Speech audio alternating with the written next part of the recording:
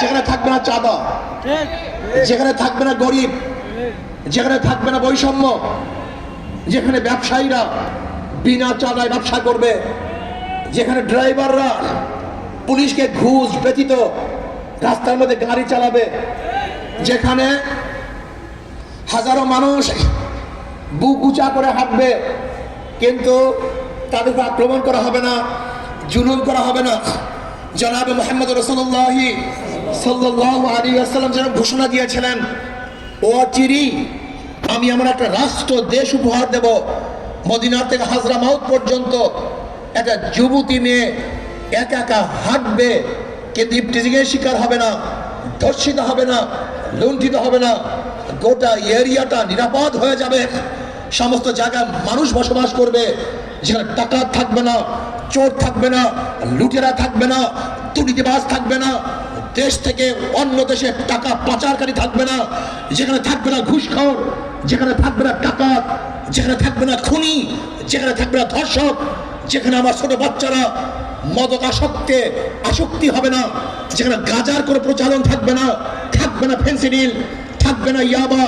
আমার প্রত্যেকটা সন্তান তারা মানবতা শিক্ষায় শিক্ষিত হবে, যারা ভদ্র হবে, আদর্শবান হবে, চরিত্রবান হবে, যাদের মাধ্যমে গোটা দুনিয়ার মধ্যে আমরা নেতৃত্ব দেব, আমরা নেতৃত্ব করব, বুক উঁচা করে দাঁড়াবো।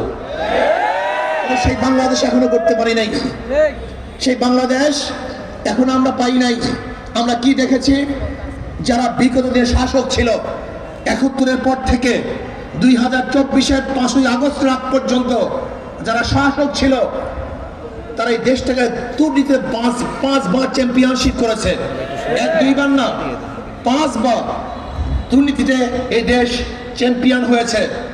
যারা বিগত দিনের সরকার ছিল আমরা দেখেছি আবরারকে বুয়েটের মধ্যে হত্যা করা হয়েছে। আমরা কি দেখেছি, জাহাঙ্গীর ইউনিভার্সিটিতে 100 মেয়েকে ধর্ষণ করার পরে সেঞ্চুরি পালন করা হয়েছিল। আমরা কি দেখেছি, সদরঘাটের সামনে বিশ্বজিৎকে কুপিয়ে হত্যা করা হয়েছে। আমরা কি দেখেছি, বিগত সরকারগুলি বাংলাদেশের 14 লক্ষ কোটি টাকা বিদেশে পাচার করেছে। আমরা কি দেখেছি, গোটা বাংলাদেশের ব্যাংকগুলিকে দেউলিয়া করে ফেলছে, চুরি এবং ডাকাতির মেগা প্রজেক্ট করা হয়েছিল, যেখানে খুন এবং ধর্ষণ শিক্ষা দেওয়া হয়েছে। এই বাংলাদেশ আর দেখতে চাই না।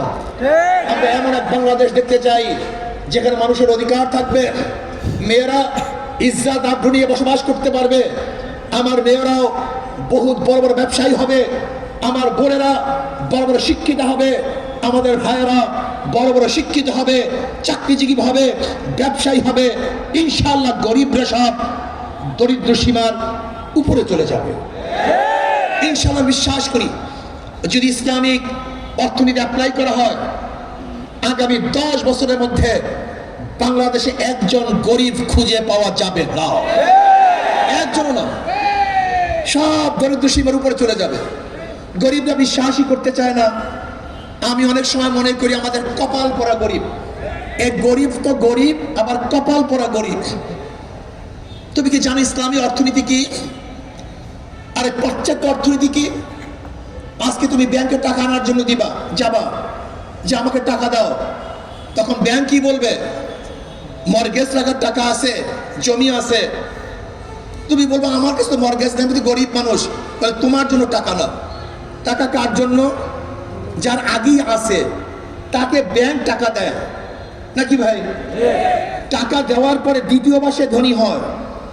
যে ব্যক্তিকে লোন দেওয়া হয় তারই লোন মওকুফ হয় এবং সুদ মওকুফ হয়। তাহলে ধনী 4 বার ধনী হলো। আগের থেকেই টাকার মালিক, ব্যাংক তাকে টাকা দিছে, তারই লোন মাফ, তারই সুদ মাফ। তাই ধনী কয়বার ধনী? 4 বার। আর গরিবের পেটের মধ্যে 5টা লাথি।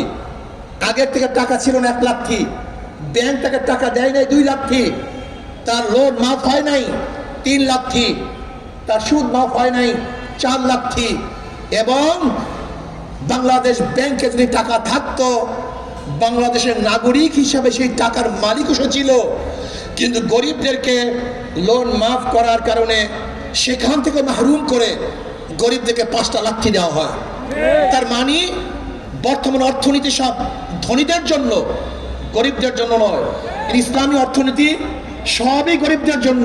যাকাত কাদের জন্য? গরিবদের জন্য। ফাতরা কাদের জন্য? গরিবদের জন্য। উসর কাদের জন্য? গরিবদের জন্য। মানবত কাদের জন্য? গরিবদের জন্য। দান কাদের জন্য? গরিবদের জন্য।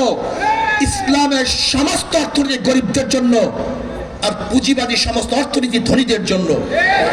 এর জন্য পুঁজিবাদী অর্থনীতি ধনীকে ধনী বানায়, গরিবকে গরিব বানায়। আর ইসলামী অর্থনীতি